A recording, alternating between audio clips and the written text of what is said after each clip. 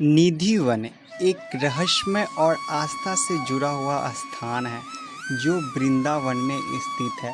इसे भगवान श्री कृष्ण और राधा रानी का दिव्य प्रेम स्थल माना जाता है।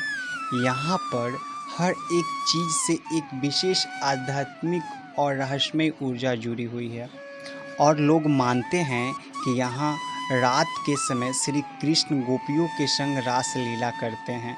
चलिए अब आपको एक एक करके निधि वन के महत्वपूर्ण स्थलों और उनकी विशेषता को विस्तार से बताते हैं। ये है इसकी मेन गेट। निधि वन में मौजूद पेड़ों का आकार बहुत खास है। यह पेड़ घने और छोटे होते हैं जिनकी शाखाएं नीचे की ओर मुड़ी है, जो एक रहस्यमय छवि पेश करती है। यह माना जाता है कि यह पेड़ रात में गोपियों के रूप में धारण कर लेता है और श्री कृष्ण के साथ रासलीला में भाग लेते हैं। हर पेड़ एक गोपिया का प्रतीक माना जाता है।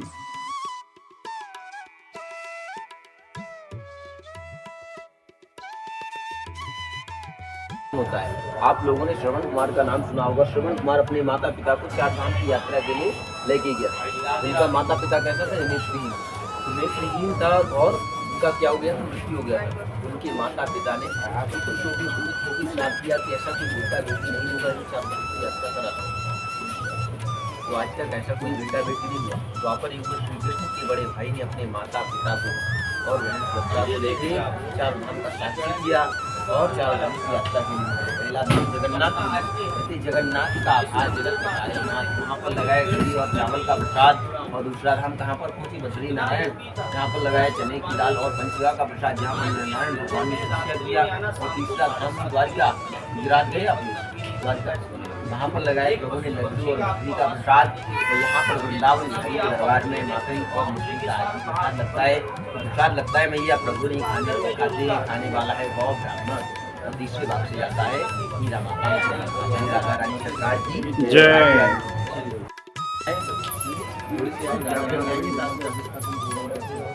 पति पत्नी की जोड़ी से आए हो। राधे श्याम का भाव रहता है जोड़ी से राधा रानी के साथ। हाँ पहले तेले लगा लो, जो जोड़े सुनाए वो तेल लगा लो, वही लगा। मैं आप सभी को एक कहानी सुनाता हूँ। राधा रानी और भगवान श्री कृष्ण जब बैठे हुए थे और राधा रानी को जब प्यास लगा था तो उस वक्त श्री कृष्ण ने अपनी बांसुरियों के द्वारा एक कुंड का निर्माण किया था। तो वह कुंड आज भी है, लेकिन उस कुंड में अभी पानी नहीं है। ये देखिए, यही कुंड है जो भगवान श्री कृष्ण ने बांसुरियों के द्वारा बनाई थी। ऐसा माना जाता है, यहाँ लोग बताते हैं। इस निधि वन में एक छोटी सी झोपड़ी है जिसे राधा कृष्ण के बैठक कहा जाता है। यह माना जाता है कि रात्रि के समय श्री कृष्ण और राधा रानी विश्राम करते हैं। इस कुटिया में हर दिन विस्तार, मिष्ठान और अन्य वस्त्र को रखा जाता है ताकि भगवान रात्रि में यहाँ विश्राम कर सके। सुबह जब दरवाज़ा खोला जाता है तो सामान बिखरा हुआ और उपयोग किया हुआ प्रतीत होता है, जिससे भक्तों का विश्वास और भी गहरा हो जाता है।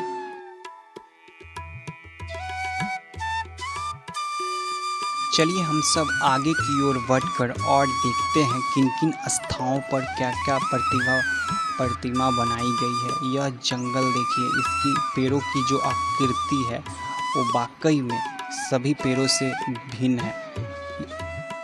आप लोग इसे देख सकते हैं, इनकी डालियाँ बहुत छोटी छोटी सी है और पेड़ देखिएगा तो सूखा सा प्रतीत होता है, लेकिन इसकी जो पत्तियाँ है वो हरा भरा है और इसकी ढांचा जो है वो नीचे की ओर जाती है। निधि वन में प्रसिद्ध भक्त स्वामी हरिदास जी की समाधि भी है, जो भगवान श्री कृष्ण के अन्य भक्त थे।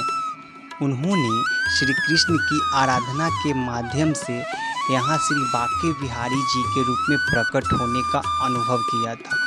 भक्तगण स्वामी हरिदास जी की समाधि को आशीर्वाद प्राप्त करने के लिए महत्वपूर्ण माना जाता है और बताया जाता है कि श्री बांके बिहारी मंदिर भी कुछ दूरी पे ही बनाई गई है। चलिए मैं आप सभी को अब आगे की ओर लेकर चलता हूँ और इस पेड़ में माथा लोग टेक कर आगे की ओर बढ़ते हैं। बताया जाता है कि अगर मन की मनोकामना पूर्ण होती है इस पेड़ को माथा टेकने से, ऐसा माना जाता है लोगों के द्वारा। और ऐसा देखिए इन दोनों महिलाओं को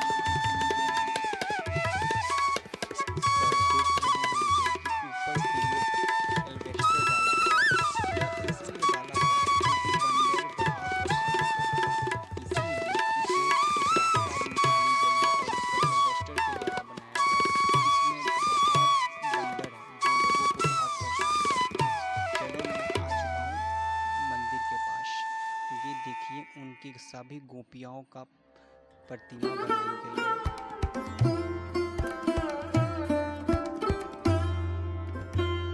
निधि वाली एक खास बात यह है कि यहाँ आने वाले हर भक्त दिव्य ऊर्जा का अनुभव होता है। यहाँ की शांति, पेड़ों की रहस्यमय संरचना और भगवान के साथ जुड़ी कहानियाँ आपको आध्यात्मिक शांति का एक अलग ही आस्था का अनुभव करवाती